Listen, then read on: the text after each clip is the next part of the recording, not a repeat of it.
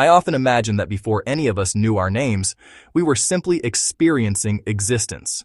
There was no doctor, teacher, engineer, artist, mother, father, Democrat, Republican, Christian, Hindu, atheist, or millionaire. There was only light entering the eyes, sounds entering the ears, warmth on the skin, hunger in the stomach, and comfort in a parent's embrace. Then, slowly and almost invisibly, the world began telling us who we were. It gave us a name, a language, a nationality, beliefs, expectations, ambitions, and fears. None of this was malicious. In fact, it was essential. Without these stories, human civilization could never have existed. But somewhere along the way, many of us forgot that these stories were tools for navigating life rather than the entirety of life itself. The human brain is extraordinary, but it did not evolve to show us reality exactly as it is. It evolved to keep us alive. To survive, our ancestors needed to answer practical questions every second of every day. Is that sound a predator or the wind? Is this person a friend or a threat? Is this food safe to eat? Is this my child? Is this shelter secure?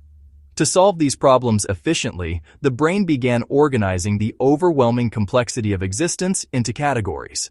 It separated me from everything else. It distinguished yesterday from today, friend from stranger, safety from danger. Over millions of years, these distinctions became so natural that we rarely stop to ask whether they describe reality itself or simply the most useful way for our minds to navigate reality. Imagine putting on a virtual reality headset the moment you are born. You never take it off. After enough years, you completely forget you are wearing it. That headset is your culture, your family, your education, your language, your generation, and your personal experiences. It quietly shapes what you believe is beautiful, successful, moral, intelligent, attractive, and meaningful. A child raised in one country will often see the world differently from a child raised somewhere else. A person born 100 years ago would likely have completely different dreams from someone born today. The remarkable thing is that each person usually believes their perspective is simply reality. But perhaps we are all looking through different lenses that we inherited long before we ever had the chance to choose them. Think about two siblings growing up in exactly the same home. They hear the same conversations, eat at the same dinner table, and attend the same schools. Yet years later, one remembers a loving childhood while the other remembers loneliness. One remembers an encouraging father while the other remembers an intimidating father.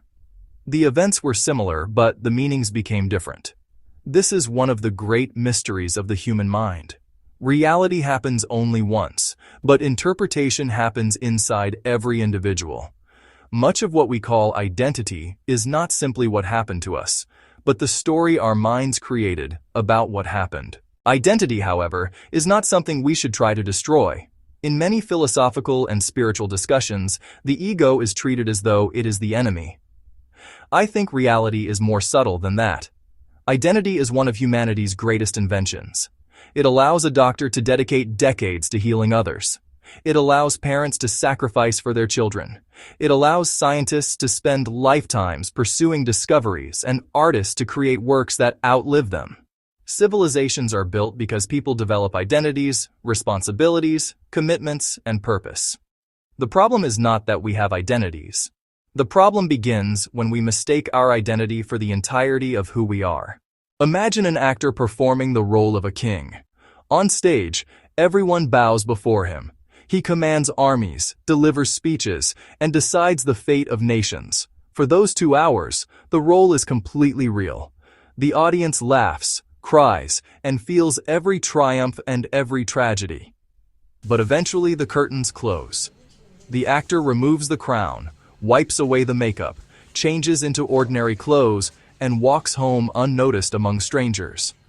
Nothing about the performance was false. The king existed within the play, but the actor was always something larger than the role. Perhaps our own identities are much like that. They are real enough to help us participate in society, yet temporary enough that we should never confuse the costume with the person wearing it. Modern life quietly encourages us to forget this distinction. We are constantly asked what we do, how much we earn, how successful we are, how many followers we have, and what achievements define us. From childhood onward, we are rewarded for becoming productive, efficient, ambitious, and competitive. There is tremendous value in these qualities because they help build families, businesses, hospitals, and civilizations. Yet somewhere along the way, many of us lose the ability simply to exist without trying to become something else. We become human doings instead of human beings. Every moment becomes preparation for the next moment, every achievement becomes the starting point for another ambition, and every success quietly whispers that we still haven't done enough. Children remind us of something we gradually forget. A 5-year-old can spend half an hour watching ants carry crumbs across a sidewalk or stare at clouds drifting across the sky without feeling that the time was wasted. There is no productivity, no performance, and no audience to impress. There is simply curiosity. As adults, we often lose that capacity. We become so focused on accomplishing life that we forget to experience it. We become experts at doing while slowly forgetting how to be. Perhaps wisdom is not choosing between being and doing. We need both.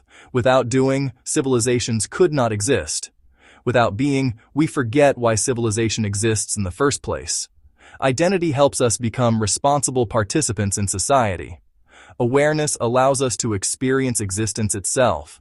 One gives us direction.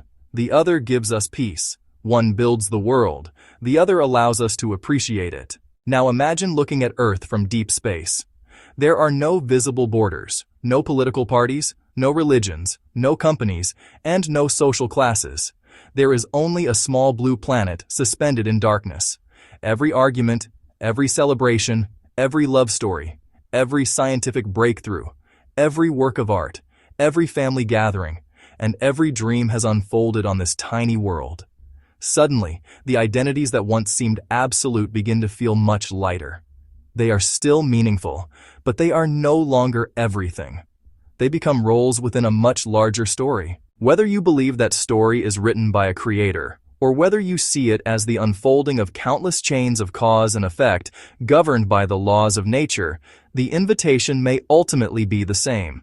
Participate fully in life, but don't become imprisoned by your role. Work hard, love deeply, build meaningful things, stand up for what is right, care for your family, pursue excellence. But remember that your achievements are chapters, not your identity. Your failures are experiences, not your identity. Even your beliefs continue to evolve throughout your life. The role changes, but something deeper continues witnessing every chapter. Perhaps this is why the wisest people often seem surprisingly light-hearted. They are not careless. They are not passive. They simply recognize that life is too mysterious to spend every moment defending an image of themselves. They understand that they are both participants in existence and expressions of existence itself. They can commit fully without becoming completely attached.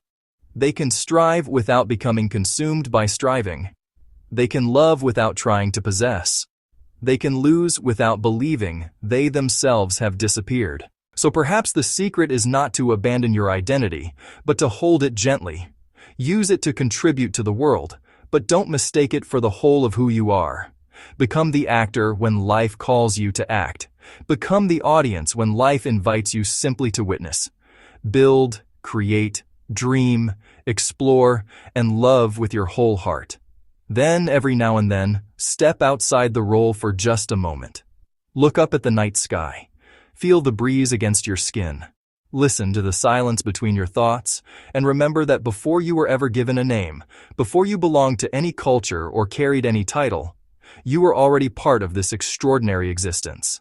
And perhaps, beneath every identity we will ever wear, that has always been enough.